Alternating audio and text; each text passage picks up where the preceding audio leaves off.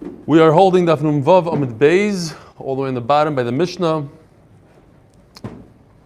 Says the Mishnah, continuing with the same sugya that we were learning yesterday. If you find a kesem in a Jewish neighborhood, in a non-Jewish neighborhood, if you find a kesem in a Jewish room, in a garment, in a Jewish room. Shkoyach, wow. What am I going to do with two now? If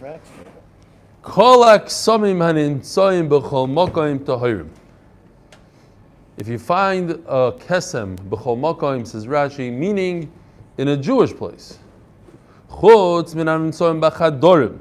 Besides those that you find in rooms, because in a room, we're talking about Jewish women don't just let their ksavim go. They will be matzneh, they will hide it. But if it's in a special room, then that's where she hides it. Ubesvivois beisat tumais. Listen to this, Rabbi say. This is a little wild.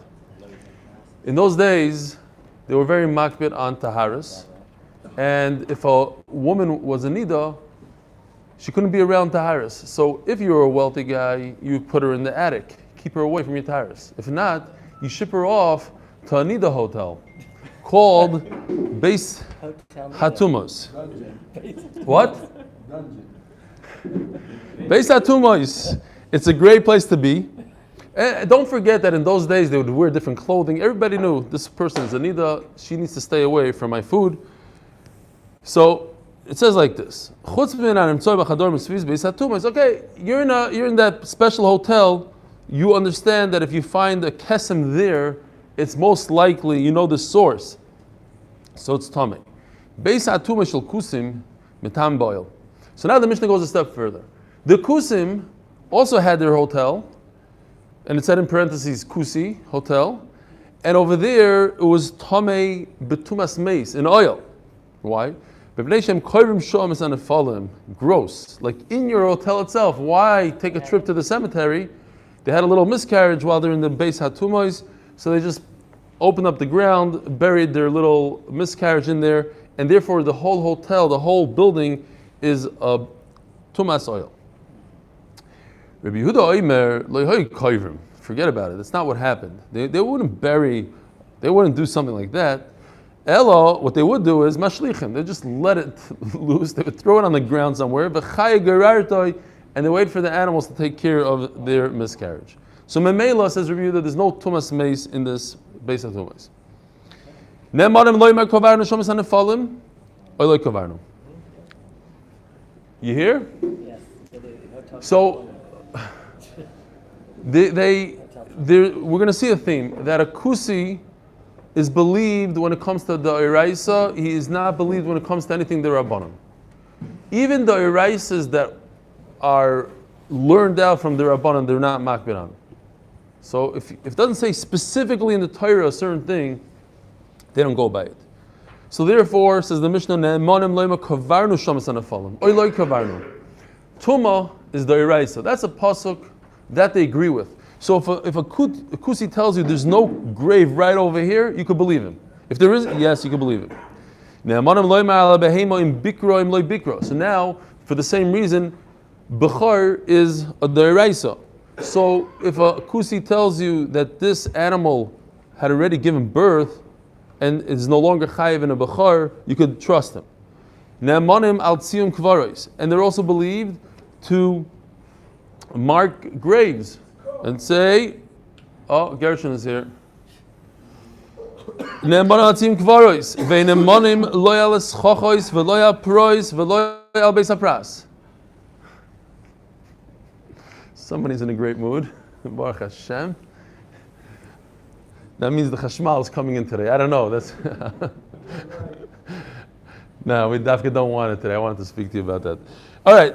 So the building, Baruch Hashem, is going full-fledged. Yeah. Okay. Man, what happened to you? What happened to your? Oive.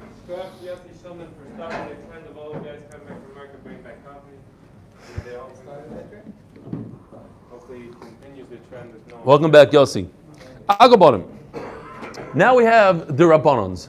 And then the Rabbanon, a kusi is not believed, so he's not believed on schachais, on shade, as the Gemara is going to explain, v'le'al prois, another type of overhang, v'le'al beis hapras, and the famous unknown field that we're going to talk about. Ze'aklal, dover shechashudim boy, in emanim alav, something that a kusi is not believed in, like a Rabbanon, so you can't trust him. If he's chashud, we can't trust him. Says the Gemara, my darush. Why is it that a kusi doesn't bury his the miscarriages? They're nefalim. Today's daf nun zayin. Says the Gemara, lo yisasik gvul rechot, says in the pasuk, asher gavlu rishonim b'nachlosecha. So the pasuk tells us, everybody agrees that this is the pasuk that you're not allowed to, if you shouldn't buy off somebody's grave, and if you do, the family has the right to buy it back from you. But it says, B'nachlosecha, the kusim, they darshan the last word. B'nachlosecha, meaning a person who is able to inherit. So this nefel, since he can't inherit, he's not part of the grave thing. You don't bury him.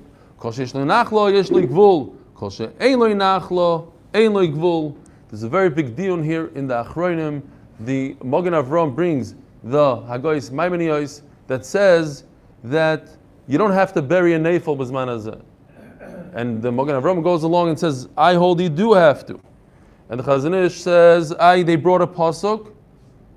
Says the Chazon Ish that this is a real pasuk, that it's a real drasha, that we hold by this drasha of kol she'ein lo gvul, yesh lo gvul. Al Kaponim, the Mishabura brings down that we are makpid to bury a nefel, but not for the reasons that we think, not because of kavod hameis, but rather that we shouldn't be nichshal in tum and tahira.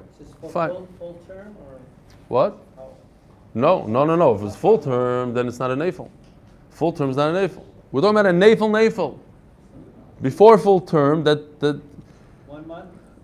Not 1 month. If it's in the full term, you mean in the pregnancy, full term pregnancy, then it's not a nefel. That we learned that's not a nefel. But let's say it's in the 6th month and it doesn't survive 30 days, then it's a. So now the Gemara has a bam kasha l'chayra. We just said that a kusi doesn't care about the rabbanans. So why does a kusi care about lifnei leisidim mechshel? Yes, he himself won't trot upon a caver, but he'll tell you that there's no caver because he has no problem being machshel yun and avera. Why? Because the pasuk says lifnei iver leisidim mechshel. You shouldn't put a stumbling block in front of a blind person. Where does it say in the Torah anything about putting an avera in front of a regular person? The pasuk is talking about blind people. It is. No, that's what I said before. Tuma is doiraisa. In doiraisa, he does think. The Rabbani doesn't. This concept that you're not supposed to make another Jew sin is learned from the Rabbanan in the pasuk of Lifnei Iver, and he doesn't hold to that. So why wouldn't he tell a regular Jew, hey, there's no caver here? And the Jew will be over on Tumah. Why does he care? On Ravo, you're right. So we have to come on to a Koyin Oymenchom. We're talking about a Kusi Koyin. That the Kusi Koyin is makbid. How in the world do you have a Kusi Koyin? Yeah, I'm still here. Yeah. One of the derech somehow. No, but a Kusi is a ger. He paid someone to become a kohen. Now, if you live here in this neighborhood, there's a lot of gerim that are kohanim. Are you serious? No. But in your shul, you told me that your shul, the guy said, Rabbi, my father's a kohen, my grandfather's a kohen. Can you make me a kohen? Can you make me a kohen? And when he said, the rabbi said, what's the problem? He said, the problem is that my mother wasn't Jewish. Maybe females should feel better. So, Akopanim, there are people that, when they become Jewish or Bali Tshuva or whatever, they figure, they say, listen, who has the most aliyahs? Kohen, okay, I'm a Kohen. Yeah, I've seen it. Or whatever, maybe I haven't mamish seen it. I was choishes shit a few times. No, so what's going on here is that you have real Kohanim, a real Kohen, not a Kusi, who went into the Kusi land and he became like a Kusi. That's what you have to say. What? They came as Rabbanim. They came to help the community, and their children went after the Kusim, and that's what happens, unfortunately. Zog the Gemara, Ravo b'koyin oimed sham. The kusi is standing there. V'dilma koyin tamehu. What proof do you have if a kusi is a koyin and he's standing in the graveyard that he's makbid? So Tosfos says, what do you mean? You're not, even if you're tameh, you're not allowed to stand in the graveyard. Okay, but a kusi on that he's not makbid. That's already the rabbanon. He doesn't care about that. So it says the Gemara, the nokit truma biyadei. You have a koyin who's tameh, who's holding truma. For the Gemara, the truma tmeyoi. Oh, says the Gemara, the ka'achal minei. He's eating from it. Says Rashi that if it's tameh, the koyin that's tameh is even a bigger issur for him to eat it than a non-tameh koyin. So you have all these things. You have a kusi koyin. He's eating truma. That's not.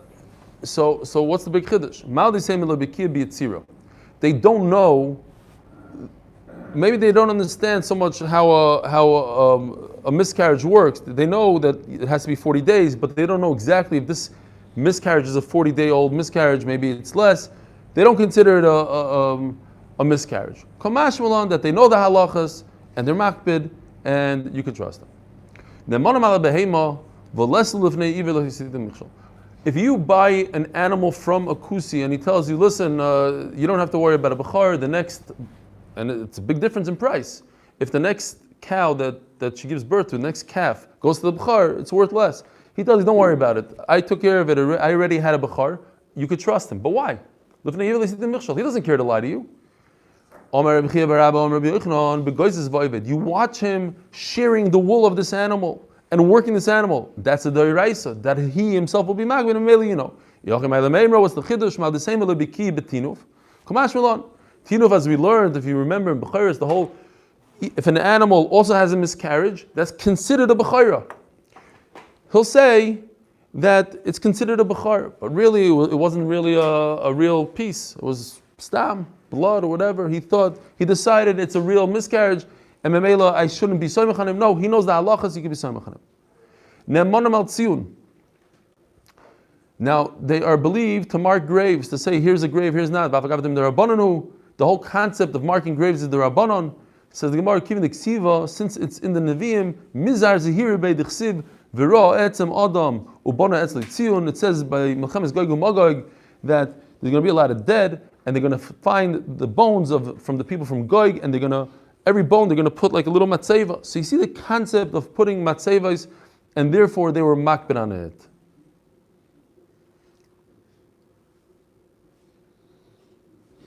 What did I write here?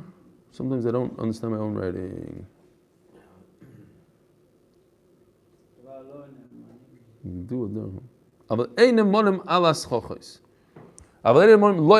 So in the Mishnah we discussed different rabbanans. So one of them is the schachos. What does schachos mean? Schachos desnan Elohim schachos Elon hameisach halaretz. So you have a tree with these big, large branches. Each one is like a tefach wide.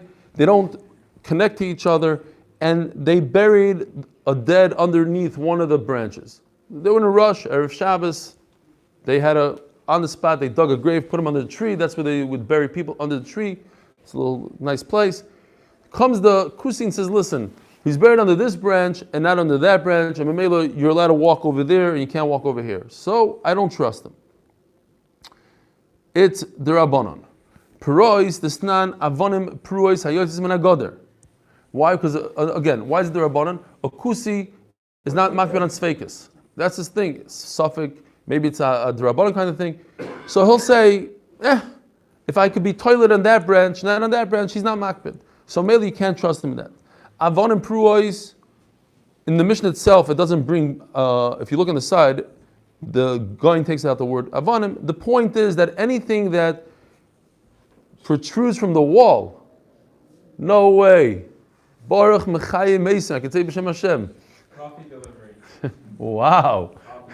He's coming back. He wants to make sure that brachas of Beis, he has his seat. Beis Hashem. Avonim Bruce when I go there.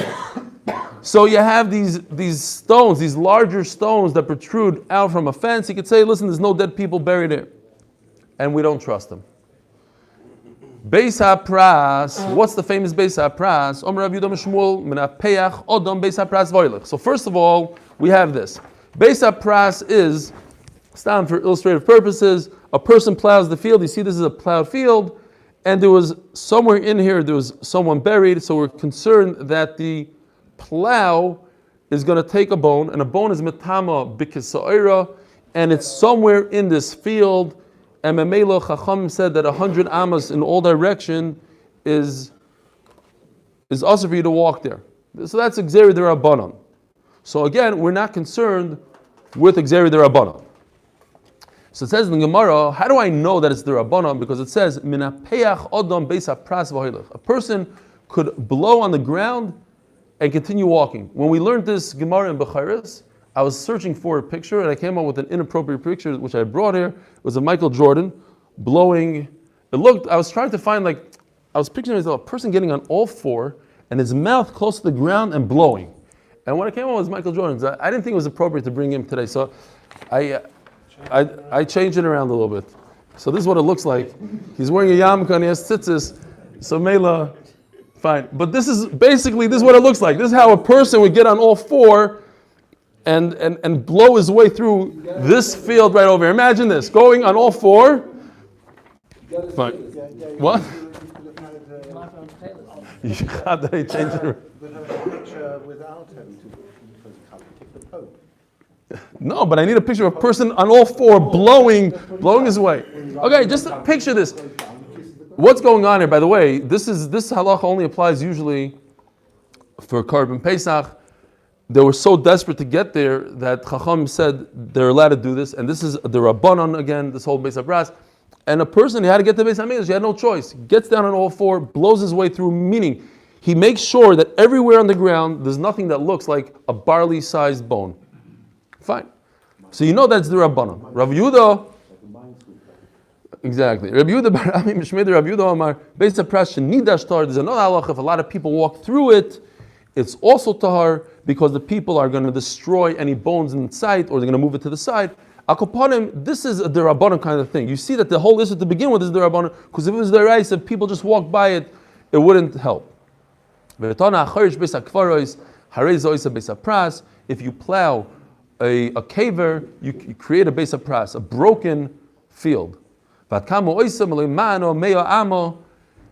It's 100 amma by 100 amma, which is Beis Arbas Soim. If you remember, Rashi brings down the Beis HaMikdash, the Mishkan was 50 amma by 100 amma, and that was 2 saw. So Memela, double that is 4 saw, which is 100 by 100. Rabbi Yossi Omer Chomesh. It's 5 saw. So 4 saw use some math now. If 4 saw is 100 by 100, how much is 5 saw? How many amas by how many amas? How much? 125. No. Who said that? That would be somewhat of an amas, but it's not. 125 because you add the 125. It's half of 125. Half of your 25, because your 25 adds it in both directions. It's 112. By 112. Anyways, Rabbi Yossi almost 111 3/4. Rabbi Yossi Omer Chomesh. Frag the Gemara v'loy mehemni. A kusi is not believed to say where a caver is. Botanyo sadishav by caver. This is another type of Beis HaPras. This is 3 types of Beis HaPras. The first one that we discuss is you take a plow through a caver and you don't know where the caver. Now there's another one. You know for a fact that there's a full caver here somewhere. You have no idea where you're going. It's like Russian roulette. You're walking. You could be walking over. You could be walking to the side of it. You don't know. Nemon kusi loy mar incham kever. He is believed. Why? On the caver himself, we said a kusi is believed. Why? Because it's D'Oraisa. So he believed. If a tree gives shade on the ground, he's believed. Why? And that's the D'Oraisa. Says the Gemara, what's the difference? Chazar you do later. Whoever just turned on that 8-minute video, that's after the shir, before the shir. That was Gershon probably.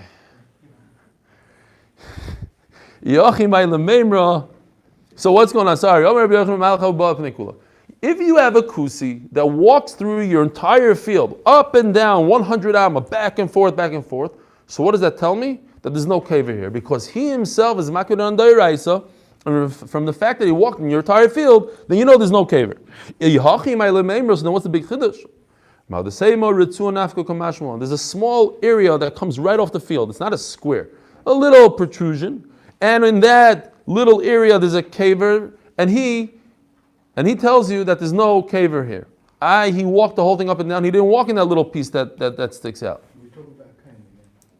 Right. So Taisus points out we have to be talking about a kain eating truma that's not tameh, etc., etc. Otherwise, there's no, you can't trust the kusi sitting in the field. He has no hilchas tumah. What kind of kain? We have to say that he was a real kain, not a kusi kain. V'chula v'chula. Okay. It says at the end of the Mishnah zeh klal, and anytime it says zeh klal, it comes to add something. Zeh klal lasui mai lasui tchumim. The concepts of tchumim are the rabbanon. Tchumim on, so you can't trust a kusi if he tells you. Oh, very interesting. I just thought about Lisha ben Avua. Who told Meir on Shabbos, they were walking with he says, stop, this is the tchum. But he was not a kusi. But in that's the situation. They're walking on Shabbos. He says, listen, this is not the tchum. You can keep on going. Don't worry, trust me, you can keep on going because the rabbanan will lie. Or yain nesach. Now yain nesach is the deraisa, we learned in Avodah Zarah, but touching yain nesach is the rabbanan. If a guy just touches, if he does the whole Avodah Zarah business on the wine, then it's the deraisa. But if we're just touching, that's the rabbanan halachas. They're not makpid on that, and therefore, if a kusi sells you wine, you can't trust him. Hadron halach damanido, hadron damanido, hadron damanido. Brand new parak. Zok, we're on the home stretch for Siyam Shas. It's unbelievable. It's coming up any day. Haray kesem al b'sara. If a woman, now this parak is a lot of halacha l'maisis that we do today based on this parak. Haray kesem al b'sara. A woman sees a stain on her own skin. Keneged beis haturfa. So now we're going to be discussing anything that could come from the erva is obviously tamei. So if it's right opposite the erva, tamei. B'shaloi keneged beis haturfa tahira. And if not, it's tar. Ala keva on her heel, val roish gudla tmeya, because the Gemara is going to explain it's possible to come from the erva. Al shoika on her leg, val parsisea on her feet, mibifnim tmeya. So now the leg has basically three directions. Mibifnim means the inner leg, the inner thigh, which faces the other leg. Right? They're opposite of each other, so they're both inner. It could come from the erva. Va'alatz dodim, mibachutz tahira. But the outside of her leg, the opposite of the inside of her leg, is tar, because how does dam get there? V'alatz dodim, what does dodim mean? The front and the back of the leg. You're facing her front leg. Mikana mikan tahira. Again, dam doesn't reach there. Rasa chaluko, if she found it on her clothing, minachagor ulamato tmeya, from her belt downwards is tamei. Now, why is it from a belt downwards tamei? How could the dam ever reach upwards? Dam goes downwards. So amazing. If you look in Rashi, minachagor ulamato. Minachagor ulamato keneged beis haturfahu. Says Rashi, they wore their belts much lower than we wear our belts today. I saw others, I think Rishonim explained that it's actually a type of beged, almost like undergarments maybe, that they wore lower. It's not even referring to a belt. It seems like from Rashi we're talking about a belt, and they didn't wear it above the waist like we wear. Keneged beis haturfa. And that's why when there's dam there, you have to assume that it came from there. Minachagor ulamala, but if it's above it, tahira. Now, it doesn't say anything here about this side of her body, that side of her body. It's all tamei. Anywhere below the belt is all tamei, because dam can get anywhere on a beged. What about if it's on her sleeve? If it can reach the erva, then it's tamei. So when I read this first, I thought it means that maybe perhaps she put her hand there. But Rashi doesn't say that. Rashi says that she could remove, she takes her sleeve out. She takes her hand out of the sleeve, so now the sleeve is dangling, and if it could reach, then perhaps it touched. If it doesn't reach, tar. What if she uses it as a blanket? Now I don't care if during the day that area is above her head, let's say. It doesn't matter anymore because at nighttime, the blanket goes everywhere, and that's where the dam could be coming from. It goes everywhere. I'm not exactly sure, maybe. I know what it means. It's a shawl, but what's the... No, I don't think... No, the Gemara... About the head. Kids are something that you wear above your head, like a shawl. And then at night, you wear it on your body as a pajama. Then you have to be choishish for dam anywhere on that shawl. Omar Shmuel.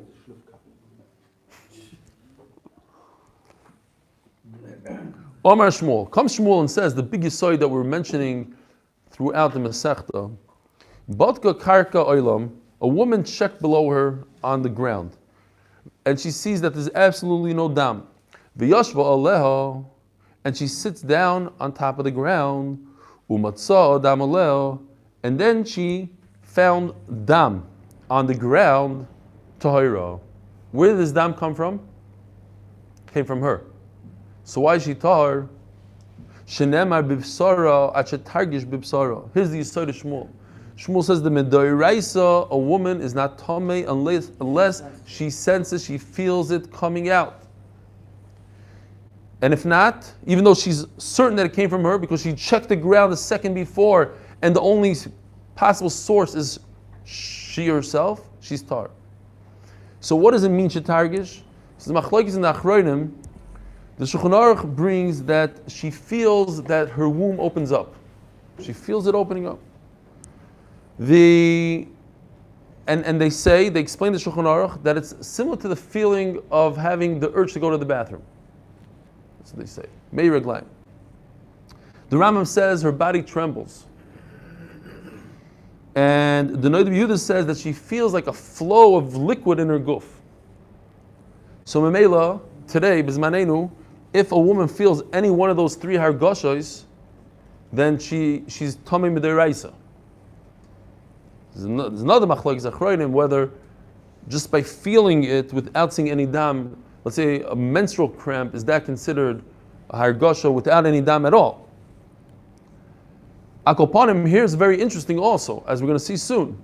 If a woman goes to the bathroom, since that's one of the three hargashas that they say is the sensation of relieving herself, so she goes to the bathroom, she sees dam, that's a doiraisa, because now she could, the hargasha that she had, she thought she's going to the bathroom, but really she had a hargasha, and that could be a doiraisa.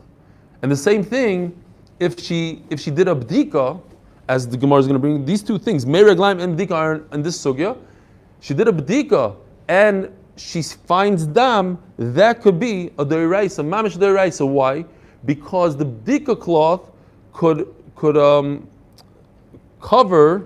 obscure the sensation of the real hargasha. She thinks it's the bdika cloth, but really it's the hargasha. So memela, if she sees dam, she has to assume that she had a real hargasha and she's tamei doiraisa. Zok the Gemara. So anyways, what it says in the pasuk, bifsara, achet hargish bifsara. As the Gemara, we already used this in the beginning of the Masechta for something else. Hi bifsara, right? A woman is different than a man. A woman becomes a niddah as it leaves her womb, before it even comes out. And how do we learn that? Bifsara, while it's in her flesh. Imkei lemikra ba basar. It should have said ba basar. Bishkasi zava dam yeh zava bib basar. So why is it bibsara? The extra hey, I learned from it another thing. My bibsara shma min ashatagish bibsara. V'akati mi bayle, I'm learning from another thing. Bibsara v'le b'shafa v'le b'chaticha. Another amazing halacha, that if the dam comes out wrapped in a balloon, and what's the balloon made out of? A chaticha. It's made out of a shilya. Who cares what it's made out of? But the dam doesn't touch her guf, she's tar. How do I know that? From bibsara. Says the Gemara, tarti shma misna. It's really the same exact halacha. The halacha is that if it touches her actual basar, then she's tamei, and if it doesn't touch her actual basar, it doesn't. So I can learn two things from it. First of all, that she becomes tamei right away when it leaves the womb, and second of all, that if there's a chatzitza, so to speak, from another piece of meat, she's tar. Toshma. Are you going to drop an omelet? Oh, so now we're talking about the rice. At this point, we're talking about the rabbanan and the rice. Actually, we don't know yet. We don't know what we're talking about. A woman went to the bathroom And then she finds dam, Rebbe Meir Oimer, Imoy Medes Tmeyo, Vimisheves Tahira. If she's standing up, she's tummy. And if she's sitting down, she's tar. Explains Rashi that if she's standing up and she relieved herself, that means that she was so uncomfortable that it's very possible that the Meiraglaim went back into her body and they schlepped with it some dam niddah. I don't know how that's possible exactly, but that's what Rashi says. It's that you see that she's doichik, v'lo yochel la'atzor, says Rashi. She couldn't stop. It happened before she was able to sit down. That means it was so strong that it went back into the guf. Fine. And therefore, you could associate the dam with niddah. And Mamela she's tummy. However, in Yesheves Torah, regularly, there's no reason to believe that the dam that you see is dam niddah. So what is it? It's a urinary tract infection. It's something else. It's a makkah. It has nothing to do with niddah. Hechidami. So now the Gemara is going to attack Shmuel from 4 different places. The same kasha and basically the same type of teretz. So we have this saying that a woman, an afkamir between standing and sitting. Hechidami ida argisho yisheves amay tahira. Now Shmuel says she has to feel. She has to feel it, otherwise she's not tummy. So if she felt it, so what's the difference if she's standing or sitting? If she felt it while she's sitting, she felt her womb open up according to the Shulchan Aruch. So why is she tar? Elav lo yargisho. So she didn't have a sensation. So Memela, why is she tummy? Victoria Men's Tmeyo. So you see, Shmuel's wrong. You don't have to feel it. Lo ilam dargisho. And here comes the yisoid for all the tirutzim. I could be toilet. I have another reason to believe that, there was a hargasha, there was a feeling here. But it got confused with another feeling. There's something else going on here. There's meraglayim. Hador meraglayim lamakor va'isi dam. The meraglayim went back in, grabbed some dam and came out. Yesheves tahira. But if she's sitting, no. Toshma. Eid shahoyo nosun tachazakar. A bdika cloth. She did a full bdika, internal examination. Now what happened was, she didn't check it. She didn't look at it. It was dark. So what does she do? She puts it under her pillow. I'll check it tomorrow morning. Now, if she checked it right away, how much dam do you need on the bdika cloth in order to be matama her? If she checked it right away? What? It's a good thing I asked the kasha then. No. What do you say? No. She just did a bdika. On the bdika. Oh, that's all I asked. If she did a bdika this second and she checked it this second, how much is it? Mashu, or nothing. But she didn't check it. She put it underneath her pillow. Nasan tachazakar, v'nintzol of dam, and then she finds dam, how big? Less than a gris. Im ogoil tar. If it's round, she's tar because round doesn't come together with a bdika. Bdika will be elongated. A perfect round circle doesn't come typically from a bdika. V'mashuch tami, hechidami, idar gisho. So again, same question. If she felt it, ogolamay tar. Why is she tar? Elav d'lo gisho. She didn't feel it. V'gdani mashuch tami. Why is it lo gisho? There was a sensation, but since she was doing a bdika, she got confused. There's an external factor here. If it's a funny shape, then it certainly came from a guf. Ogotar, then we could say machoilos. Tashma nimsa shaloi. Going back to the beginning of the sechta, that Bnei Yisrael, the tznuos, the whatever they were, the chasidos, they would give their husband a cloth also to check afterwards. So it says if they find it on a dam on his cloth, tmeim. Where did it come from? From her, 100%. It doesn't matter when he found it. A day later, it only came from her. V'chayavim karban. Therefore, he was with a niddah. He's chayav karban, and he's makbid as like a niddah. He's tummy for 7 days also. And if it was found on her, remember that funny word. Oisiyim means immediately. Tmeim v'chayavim karban. But if you find that on her cloth later on, tmeim is safek uptur min karban. Hechidami, idar gisho. If there's argasha, lachas man amay ptur min karban. If she felt it, then you know it came from her 100%. Allah avdele argasha. If there's no argasha, but she found it immediately afterwards, she's chayav karban. Why? There's no argasha. Loy lam da argasha. Ve'emo hargasha sham and shava. There's an external factor. She has her husband to blame. So Mela, there's confusion. Toshma, nimtzei so'ato imer shloisha svegis b'isha. Says the Gemara, there's 3 types of svegis by a woman. Al besar, if it's on her skin. So if it's a safek tummy, safek tar, she doesn't know if it's tummy or tar. You have to say tummy. Achaluko, if you find dam on her clothing, safek tummy, safek tar, tar. Ubimagais, if you're talking about a woman who doesn't have a vesses kavua, her vesses is everywhere, she has an irregular period, halech acharoiv, and she touched something, they have to go by what most of the time, when is her vesses? L'chayra. Ma'alech acharoiv, what does it mean? Lav and roiv yomel tmeim tmeya. So we were talking about all those calendars that we had, all 10, it was, actually no, now I'm thinking about it. Even the women that saw every 5 days yes, 5 days not, are they equal? Equal days tame, equal days tar? No. They're more days tame because they have the zavak doila and they have to keep on waiting. So Mela, that's what, let's say that's the type of woman. Im roiv yomel tmeim tmeya. We go by her days. She tame. Even though she didn't feel, so that's a kash on one kash on Shmuel. Loi. And soon we're going to ask a kash from the first part of this suffix thing. We just grabbed the last one and we're asking if she's one of these women that has a roiv and we go by roiv days. There's no argasha, doesn't mention anything argasha. No. If most of her days she sees dam bargasha, they margisha v'lavadaita. So over here also we could assume that she felt it, she just didn't realize it. Okay. Omamar, now let's just, what is it called again? Housekeeping. We have to do some housekeeping. Omamar. Al besaro sofik tome sofik tar tome. If she finds dam on her skin, and it's a sofik, if it's tome, sofik, if it's tar, we go by tome. Achaluka sofik tome sofik tar. Different if it's hechidami. If it's below the belt, al chaluka my tar.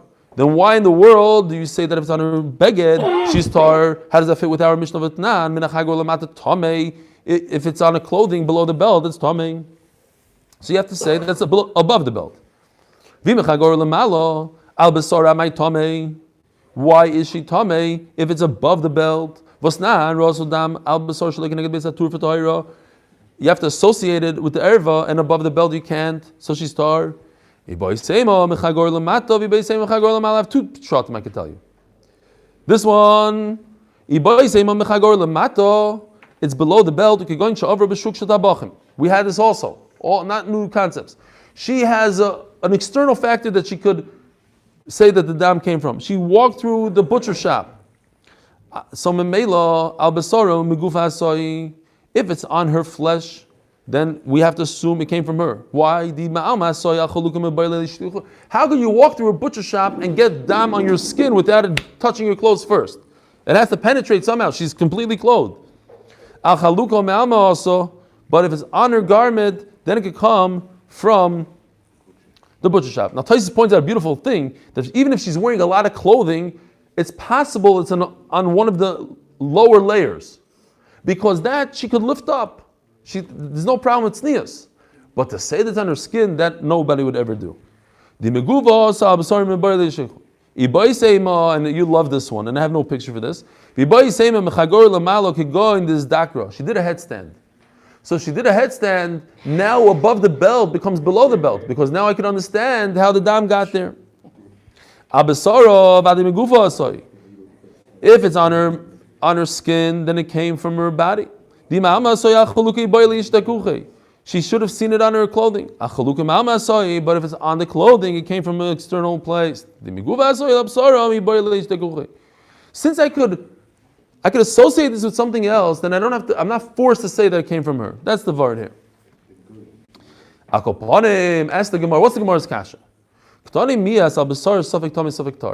If it's on her body, and I have a suffix if it's tummy or suffix tar, what's the halacha? Tummy.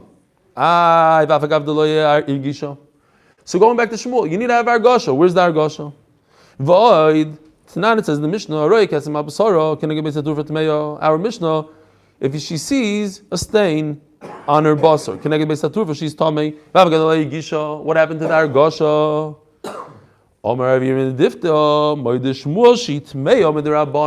All your cash is full off.